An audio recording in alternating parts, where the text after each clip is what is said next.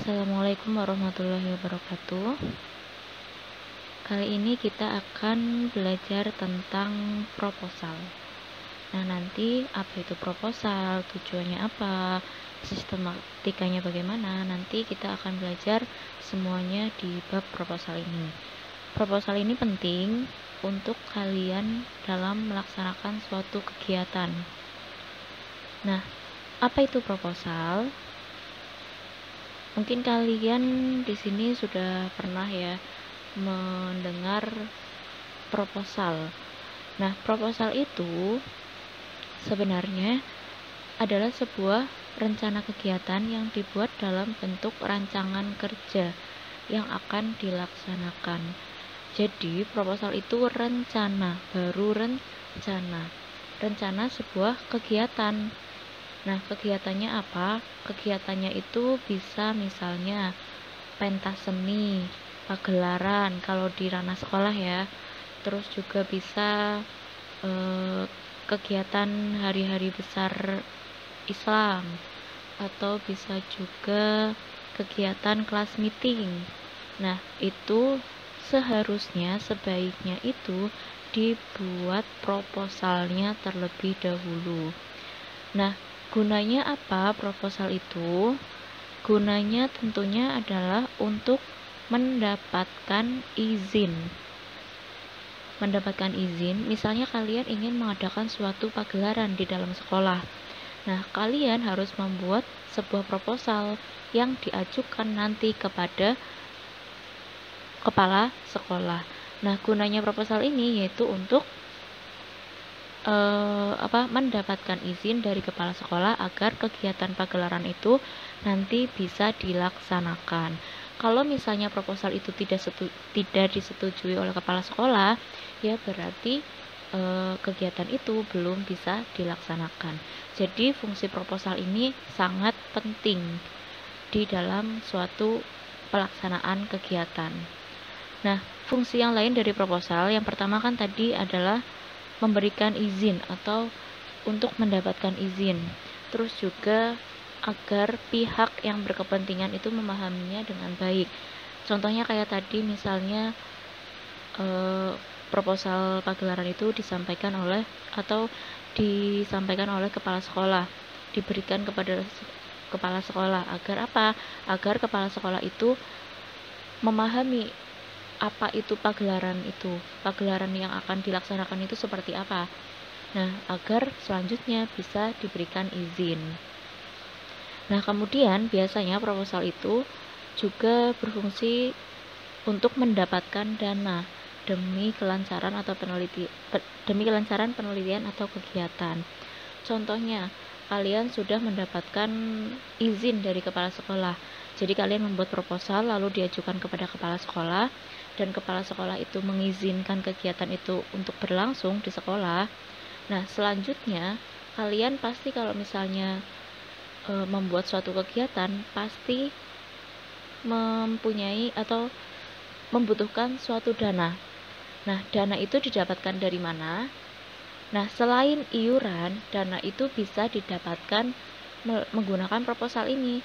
Jadi kalian pergi misalnya ke warung makan mana, ajukan proposal itu. Nah, diajukan proposal itu nanti diajak kerjasama. Biasanya kalau untuk pagelaran itu atau untuk kegiatan mengajukan ke suatu perusahaan, ke suatu bank juga bisa. Nah, itu biasanya nanti ada bentuk kerjasamanya.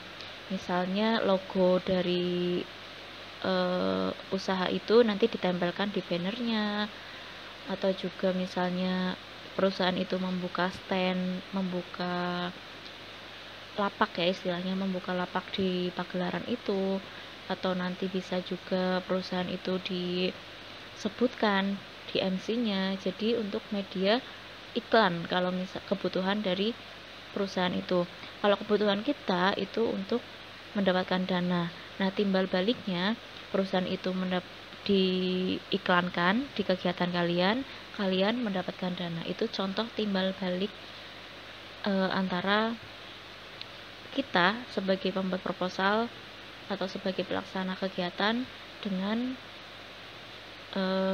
perusahaan atau dengan orang yang menyumbangkan dana. Nah, kiranya demikian tujuannya, ada 3 tadi. Lalu jenisnya ada apa aja? Jenisnya itu sebenarnya kalau dilihat berdasarkan apa itu ada banyak, tapi secara umum atau yang perlu kalian ketahui sementara ini, nanti mungkin kalian akan lebih mengetahui di jenjang yang lebih tinggi, tapi untuk sementara ini kalian cukup mengetahui atau mempelajari proposal ada 2, yaitu proposal penelitian dan proposal kegiatan. Bedanya apa? Tentunya berbeda. Kalau penelitian itu pasti kita kegiatannya adalah melakukan penelitian. Kalau kegiatan, proposal kegiatannya itu seperti misalnya pagelaran, terus kelas meeting, terus ada juga tadi hari-hari besar Islam bisa juga, dan lain sebagainya. Contoh proposal kegiatan yang lain, misalnya kalian di desa, kalian ikut Karang Taruna.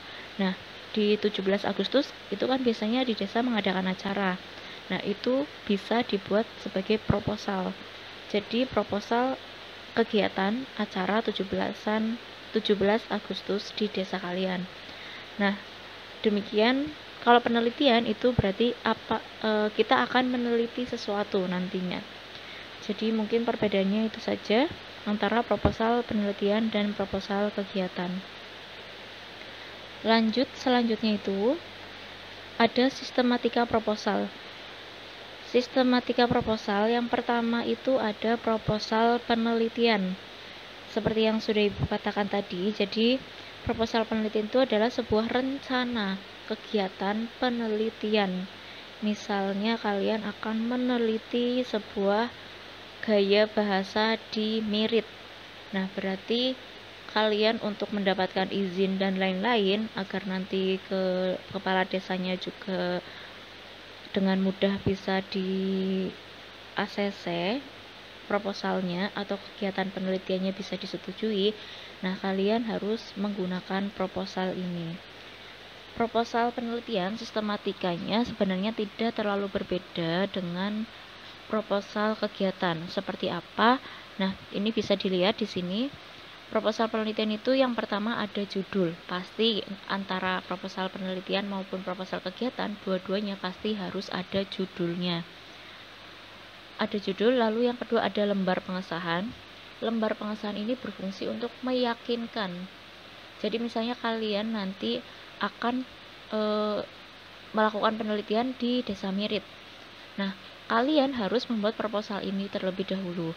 Nah, proposal kalau misalnya tidak ada tanda tangan dari ketua kelompok misalnya, dari pembina misalnya, dari guru pembimbing, nah itu biasanya akan sulit untuk mendapatkan izin. Jadi ini lembar pengesahan ini sangat penting. Fungsinya yaitu untuk memperkuat bahwa proposal ini adalah proposal yang sah. Jadi harus ada lembar pengesahannya. Terus yang selanjutnya ada bab 1 pendahuluan. Bab 1 pendahuluan itu terdiri dari latar belakang masalah, rumusan masalah, tujuan penelitian, dan manfaat penelitian. Latar belakang itu yaitu alasan kalian mengadakan sebuah penelitian ini. Jadi latar belakang itu alasan kalian membuat sebuah penelitian ini atau pentingnya penelitian ini harus dilakukan. Nah, itu isi dari latar belakang masalah. Jadi alasan atau pentingnya penelitian ini itu harus dilaksanakan, kalian jelaskan di latar belakang masalah. Selanjutnya ada rumusan masalah. Rumusan masalah ini adalah pertanyaan-pertanyaan yang hendak akan kalian tuju di penelitian ini.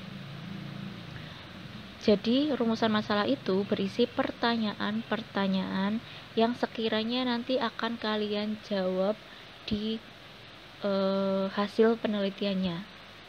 Nanti mungkin di bab 4-nya ya, di laporan hasil penelitiannya. Nah, jadi rumusan masalah itu ada pertanyaan-pertanyaan. Kalau tujuan itu jawaban dari rumusan masalah. Kalau rumusan masalahnya ada 3, berarti tujuannya juga ada 3. Kalau rumusan masalahnya ada 4, berarti tujuan penelitiannya juga ada 4. Manfaat penelitian selanjutnya, manfaat penelitian itu berarti manfaat yang akan dicapai dengan adanya penelitian ini. Misalnya dengan menambah wawasan baru, menambah pengetahuan baru, itu contoh dari manfaat penelitian. Selanjutnya bab 2 itu kajian teori atau bisa juga landasan teoretis. Nah, di bab 2 ini kalian cantumkan teori-teori yang kalian pakai di dalam penelitiannya nanti. Jadi teori itu bisa didapatkan dari referensi, misalnya buku, jurnal, artikel ilmiah, itu kalian bisa gunakan di dalam kajian teori atau landasan teoretis. Jadi intinya kalau kajian teori isinya adalah teori-teori yang kalian gunakan di dalam penelitian itu. Selanjutnya bab 3 ada metode penelitian. Di sini ada 4 subbabnya, ada desain penelitian, nanti kalian menggunakan desain kualitatif apa kuantitatif, nanti akan dijelaskan lebih lanjut lagi setelah ini. Lalu ada sumber data penelitian, berarti siapa yang akan diteliti atau objek apa yang akan diteliti. Misalnya siswa SMA Negeri 1 Mirit, sumber datanya berarti ya nanti kalian akan meneliti kebiasaan siswa SMA Negeri 1 Mirit. Terus selanjutnya ada teknik pengumpulan data. Bagaimana teknik pengumpulan datanya, apakah menggunakan wawancara, apakah menggunakan angket, apakah menggunakan observasi, atau menggunakan yang lainnya. Nah, itu termasuk ke dalam teknik pengumpulan data. Yang keempat, itu ada teknik pengolahan data. Nanti setelah data kalian itu didapatkan, nanti kalian teknik pengolahannya akan seperti apa, itu dijelaskan juga di dalam metode penelitian yang subbab teknik pengolahan data. Selanjutnya bab 4 itu ada biaya dan jadwal kegiatan. Biaya dan jadwal kegiatan itu isinya berarti rencana anggaran. Penelitian itu bukan berarti tidak menggunakan dana ya. Jadi baik penelitian maupun kegiatan itu pasti membutuhkan sebuah dana. Nah, dananya untuk apa? Contohnya untuk bepergian, terus juga contohnya untuk fotokopi, untuk ngeprint, itu juga membutuhkan dana. Dananya berapa saja, nah itu dijelaskan di dalam proposal. Selanjutnya jadwal kegiatan. Jadi jika kalian ingin melakukan kegiatan, dari awal itu sudah harus ada jadwal kegiatan, biar jelas tujuannya, biar jelas bulan ini mau ngapain, bulan depan mau melakukan apa. Jadi harus ada jadwal kegiatannya. Nah, itu di bab 4. Sebenarnya biaya dan jadwal kegiatan itu bisa digabung, bisa juga dipisah. Misalnya bab 4 biaya, rencana anggaran, bab 4, bab 5-nya jadwal kegiatan, itu juga bisa. Itu tergantung kalian masing-masing. Selanjutnya bab 5 adalah penutup, dan terakhir adalah daftar pustaka. Kalau daftar pustaka berarti ini berkaitan dengan buku-buku atau referensi-referensi yang kalian gunakan di dalam sebuah proposal ini. Nanti semuanya harus dicantumkan di daftar pustaka. Demikian sistematika proposalnya. Silakan hal-hal yang penting harap untuk dicatat di buku tulis kalian masing-masing. Selanjutnya, sistematika proposal kegiatan. Ini ada sedikit berbeda di bab 2